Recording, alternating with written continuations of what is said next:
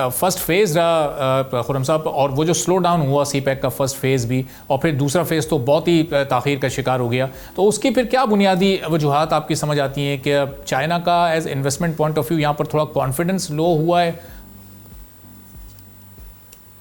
दो चीजें हुई थी उसके बाद।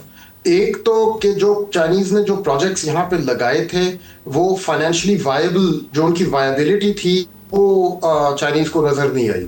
लगाने के बाद पाकिस्तान में बैलेंस ऑफ पेमेंट्स क्राइसिस आ 18 और 2022 क्राइसिस इतना इतना वो उसने जोर पकड़ लिया कि फॉरेन एक्सचेंज को यहाँ पे राशन किया जा रहा था। और उस पूरे से ये प्रोग्राम्स, जब से ये सारे प्रोजेक्ट्स कमर्शियल ऑपरेशंस इन्होंने शुरू किए तब से लेके आज तक कोई खास ये लोग अपने डिविडेंड्स वापस भेज नहीं सके। तो सर्कुलर डेट में इनके पावर प्रोजेक्ट्स जो है वो फंस गए और आज तक उनकी पेमेंट्स नहीं हो सकी। तो नंबर वन तो उनको एक ये प्रॉब्लम नजर आई कि भाई यहाँ पे प्रोजेक्ट लगाना तो एक चीज है, लेकिन जब उसको चलाएंगे तो ये फाइनेंशियली वायबल नहीं होते हैं। Number one. नंबर टू, फिर सिक्योरिटी की इश्यूज आई जो चाइनीज ने हर मुलाकात में पाकिस्तान के साथ रेज की है कि यहाँ पे दहशतगर्दों के हमले हुए, चाइनीज नेशनल्स को टारगेट किया। कराची शहर में हुआ, ये दासू में जो हाइड्रो पावर प्रोजेक्ट पे जो चाइनीज लोग काम कर रहे थे वहां पे हुए। और ये चाइनीज परसेप्शन में बहुत बड़ी चीज थी। हम लोग तो दहशतगर्दी के हमलों को एक दिन सॉल्व करने के बाद भूल जाते हैं, लेकिन ये लोग नहीं भूलते। इनके लिए बहुत सीरियस चीज होती है ये। तो जहां पर उन्होंने देखा है कि में सिक्योरिटी के मसले हैं नंबर वन, और नंबर टू फाइनेंशियली वायबल है नहीं यहाँ का जो बिजनेस एनवायरनमेंट है, तो उसकी वजह से उनका कॉन्फिडेंस काफी हिल गया कि पाकिस्तान में मजीद इन्वेस्टमेंट्स करने का कोई फायदा नहीं है उनके लिए।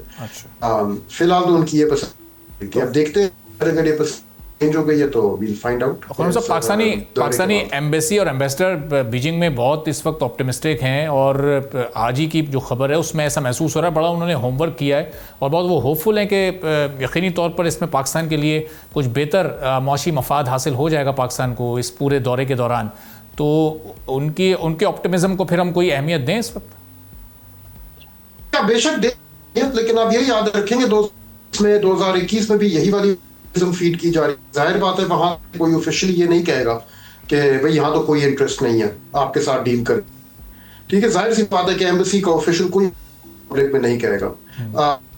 वजीर आजम साहब लास्ट गए दौरे पे, उसकी एग्जैक्ट डेट मुझे भी भूल गई है, लेकिन आप खुद देख लें वहां पहले ही वो चाइना से तब भी यही बातें करते गए थे हम लोग इन्वेस्टमेंट वहां से लाइन अप करेंगे और फलाना ढमकाना। ज्यादातर जो उनकी मीटिंग्स हुई वो तो पाकिस्तानियों के साथ ही थी। जो हमारे पास वीडियोस और फोटो ऑप्स भी वहां से हैं वही थी जहां वजीर आजम साहब खिताब कर रहे हैं अपनी ही डेलीगेशन के साथ। तो साइड से इतना इंटरेस्ट मुझे नहीं महसूस हो रहा जितना पाकिस्तानी साइड से है।